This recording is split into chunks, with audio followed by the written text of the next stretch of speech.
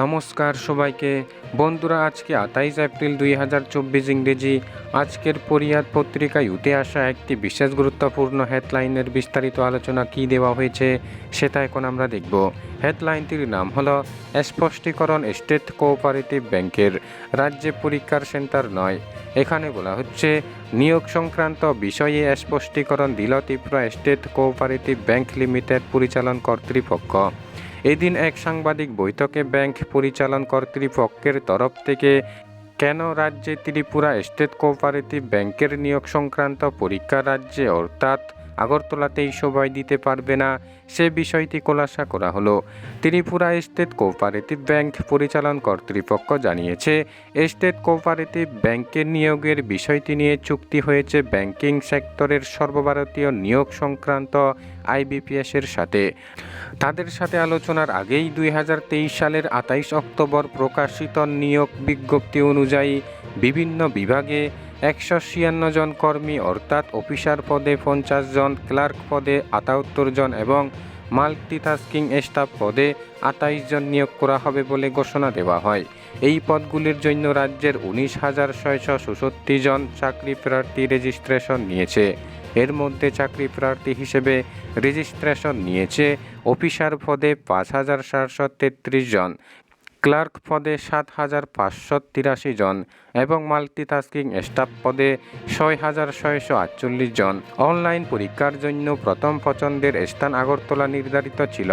পরে এই নিয়োগ সংক্রান্ত পুরো বিষয়টি নিয়ে চুক্তি হয় আইবিপিএসের সাথে, কিন্তু চুক্তি হবার পরেই জানা যায় আইবিপিএসের কন্ট্রাক্ট অনুযায়ী ত্রিপুরায় উপলব্ধ অনলাইন পরীক্ষায় আইবিপিএসের ধারণ ক্ষমতা প্রায় ৫৬০ জন প্রতি শিফটে। এতে ৩ দিনে ৫,০০০-এর কিছু বেশি প্রার্থীর পরীক্ষা নেওয়া সম্ভব।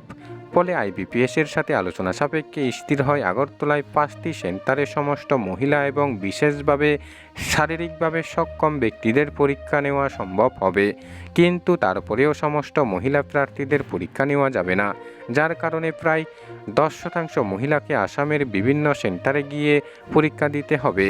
ইতিমধ্যেই পরীক্ষার জন্য নির্দিষ্ট হয়েছে ৩, ৪ এবং ৫ মে। আগরতলায় প্রথম দিনে ৫টি কেন্দ্রে এবং দ্বিতীয় ও তৃতীয় দিনে ৬টি কেন্দ্রে অনলাইন পরীক্ষা অনুষ্ঠিত হবে, কিন্তু অপর্যাপ্ত অনলাইন পরীক্ষা কেন্দ্র ও আসন এবং বিপুল সংখ্যক আবেদনকারীর জন্য আইবিপিএস আগরতলায় সব আবেদনকারীদের আসন দিতে পারেনি। তাই প্রচুর সংখ্যক প্রার্থীকে প্রতিবেশী রাজ্য অসমের শিলচর, গুয়াহাটি, যোরহাট, ডিব্রুগড় ও তেজপুর প্রভৃতি স্থানের পরীক্ষা কেন্দ্রে গিয়ে পরীক্ষা দিতে হবে। যদিও বিজ্ঞপ্তি নিয়োগ সংক্রান্ত নিয়মাবলীর শর্ত অনুযায়ী কাউকেই টিএ দেওয়া হবে না, আগরতলায় সবার জন্য পরীক্ষার ব্যবস্থা করা সম্ভব নয় বলেই বিকল্প ব্যবস্থা হিসেবে প্রতিবেশী রাজ্য আসামকে বেছে নিতে বাধ্য হয়েছে আইবিপিএস। এক্ষেত্রে পিআরটিসির বিষয়টি কঠোরভাবে মান্যতা দেবার জন্য আইবিপিএসকে অনুরোধ জানানো হয়েছে।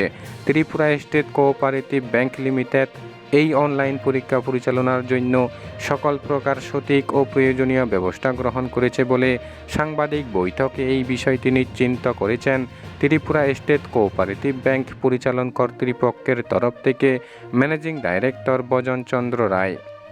বন্ধুরা, খবর আপাতত এই পর্যন্ত। পরবর্তী টপিকগুলির আলোচনা পরবর্তী ভিডিওতে তুলে ধরা হবে। বন্ধুরা, ভিডিওটি দেখার জন্য ধন্যবাদ।